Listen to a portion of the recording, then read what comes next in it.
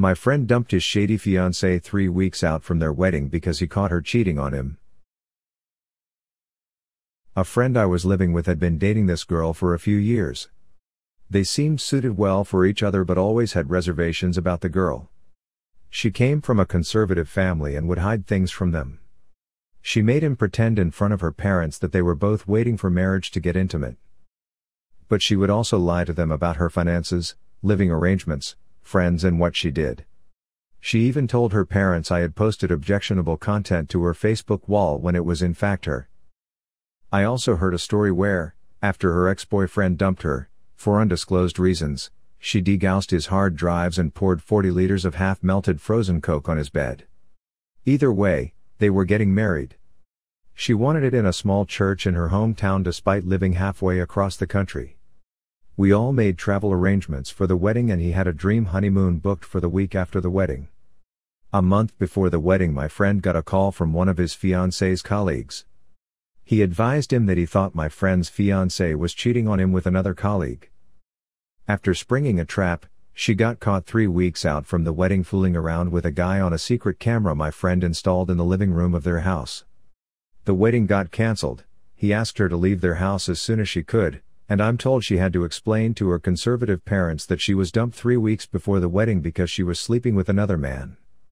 Most of the guests were able to get refunds on airfares and accommodation, but I know it cost my friend and his ex-fiance's family a fair bit regardless. I'm 32 male. My fiancé, 27 female, cheated on me 2 months before we got married. Apologies, English is not my first language. Well, my story begins with me and my girlfriend being together for 2 years. We were madly in love and after that span I proposed to her. We were both ecstatic and began our wedding preparations. To give a brief background, we are Chinese and a part of our subculture is to have a Chinese ceremonial wedding, wherein we exchange ceremonial dowries. This was already done and in the eyes of many we are already married and now we just have to do our legal marriage and a Catholic wedding in the church. As the weeks went by, we began wedding preparations and invites.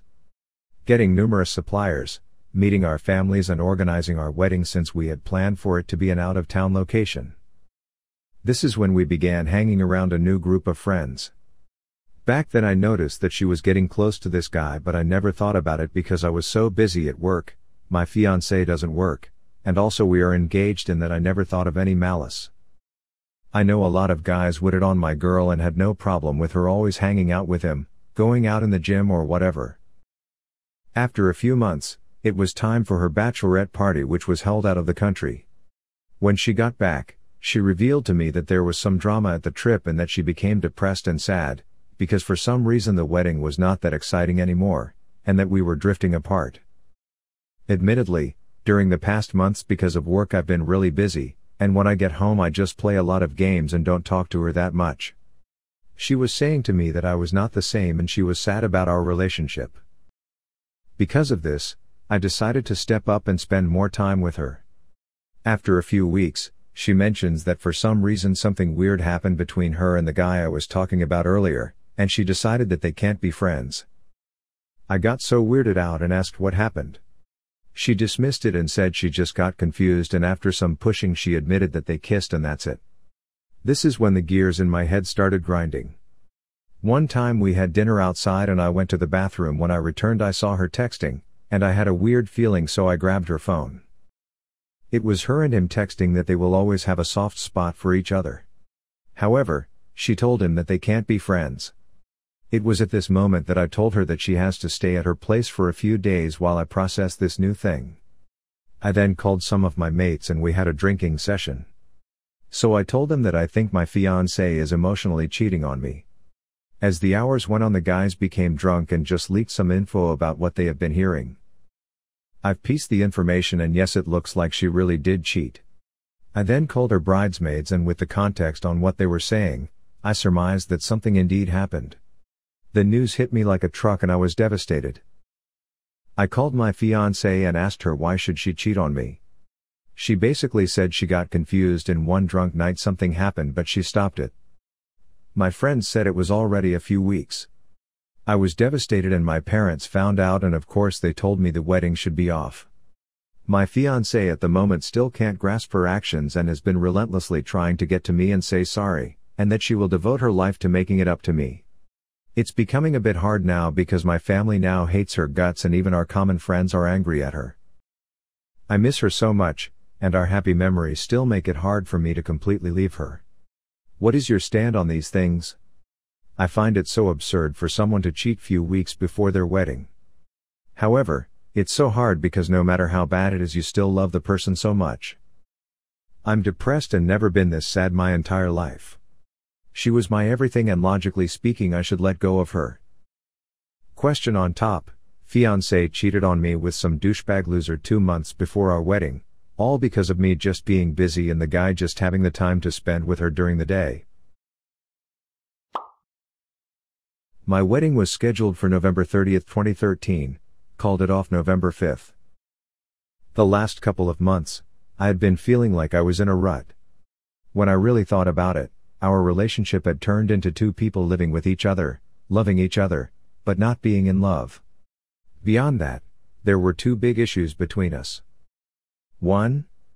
We didn't share many common interests. The best thing we shared was the love of our dog, and I'm gonna go out on a limb here and say that's not enough. 2.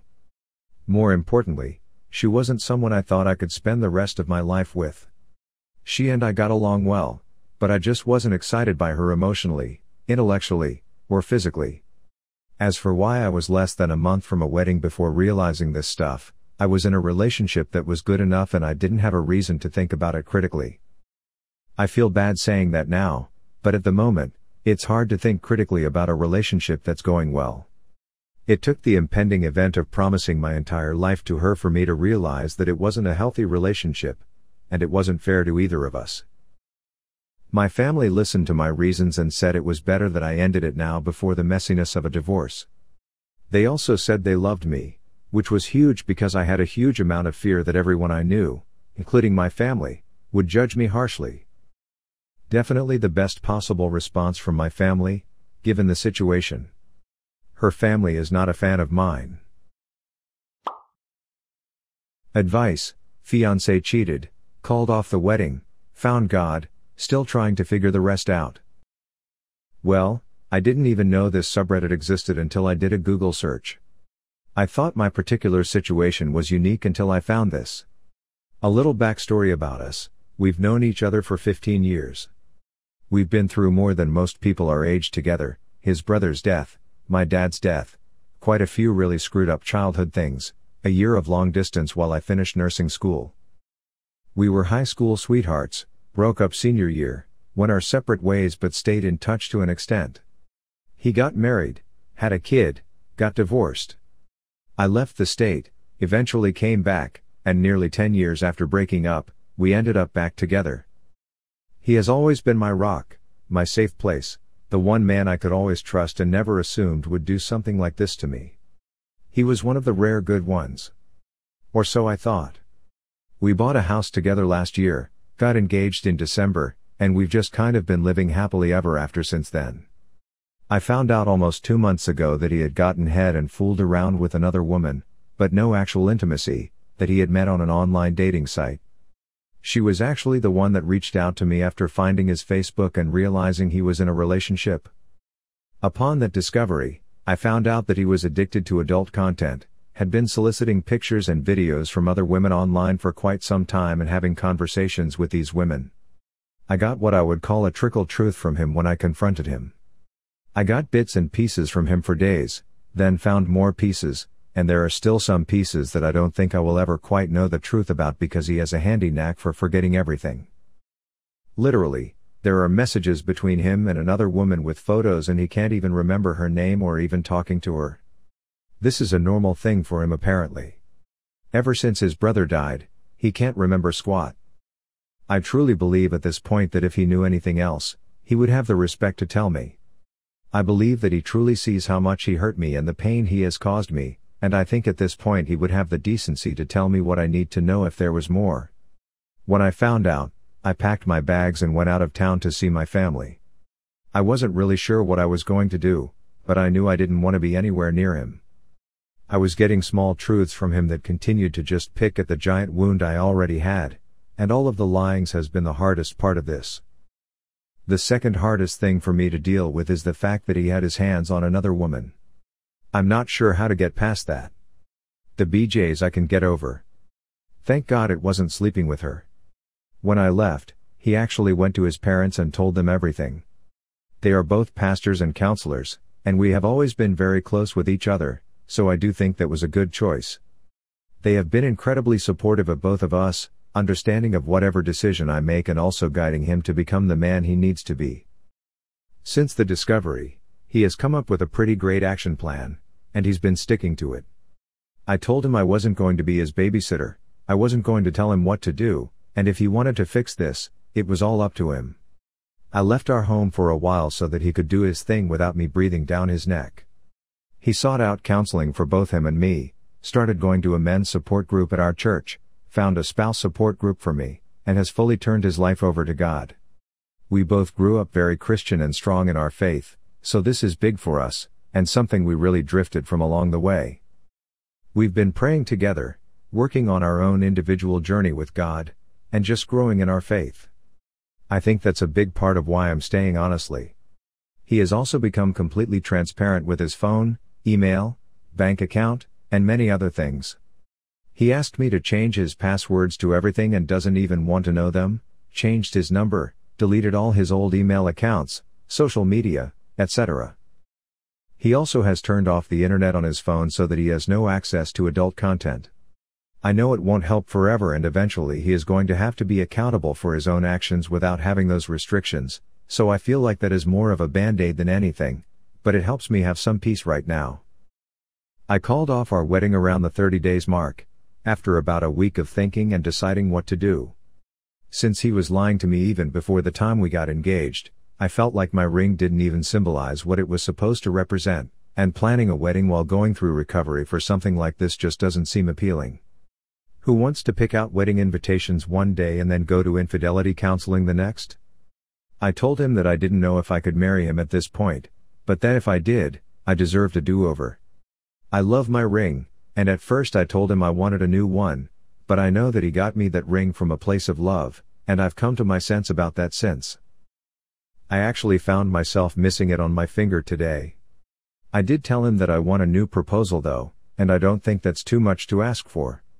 I've also had a lot of second thoughts lately, and I notice the hard days are the ones when he goes to work. He works 24-hour shifts, and I'm alone in my thoughts.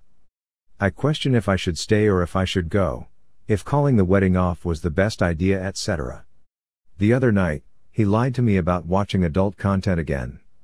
It's not the watching that makes me mad, even though I'm not okay with it. It's the lying. About something so silly.